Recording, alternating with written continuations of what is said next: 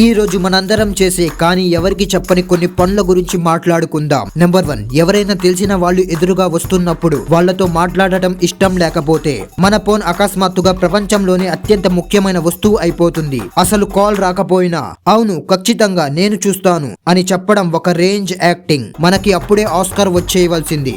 Number 2, అసలైన మగాడు లేదా ఆడది అంటే మైదానంలో గెలిచే వాళ్ళు కాదు. స్నానం చేసేటప్పుడు తన శత్రువుతో హూవల్లో జరిగే గొడవల్లో వాడి తాట తీసేవాడే అసలైన విన్నర్. షవర్ కింద మనందరం సుప్రీం కోర్ట్ జడ్జెస్ అవుతాం. అప్పుడు ఎలాంటి ఆర్గ్యుమెంట్స్ గుర్తొస్తాయంటే కాస్త వాడు ఆ రోజు ఇది అని ఉంటే నేను ఇలా చెప్పి వాడి నోరు మూయించేవాడిని. నెంబర్ 3, ఏదైనా కొత్త పాట నచ్చితే అది మనకు చిరాకు వచ్చే వరకు వింటూనే ఉంటాం. రోజంతా అదే సాంగ్ రిపీట్, పొద్దున్నుంచి సాయంత్రం వరకు అదే ట్యూన్. మెదడు పాడైపోతుంది కానీ ప్రశాంతత అక్కడే దొరుకుతుంది. మీరు ఇందులో ఏ పని ఎక్కువగా చేశారు? సిగ్గుపడకుండా కామెంట్స్ లో చెప్పండి. ఫ్రెండ్స్ కి షేర్ చేయండి మరియు వెంటనే ఫాలో అయిపోండి.